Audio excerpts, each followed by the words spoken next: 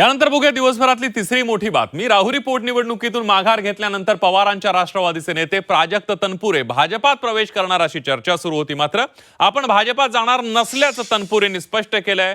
माघार घेतली असली तरी शरद पवारांसोबत राहणार असल्याचं प्राजक्त तनपुरेंकडून स्पष्ट करण्यात आलंय। तर दुसरीकडे राम शिंदेनी मात्र बंद दाराआड तनपुरेंसोबत चर्चा केली आहे।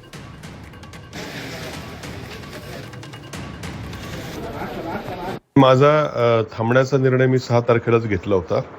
त्या कार्यकर्त्यांमध्ये मतदारसंघातल्या सगळीकडे संभ्रम आहे, नेमकं काय करायचं त्या संदर्भात आज दिवसभर इथं ऑफिसमध्ये कार्यकर्त्यांशी चर्चा करून त्यांच्या काय पुढचे पाऊल काय टाकायचं हे त्यांच्या मनात काय हे बघून त्यानुसार संध्याकाळी आम्ही निर्णय घेऊ।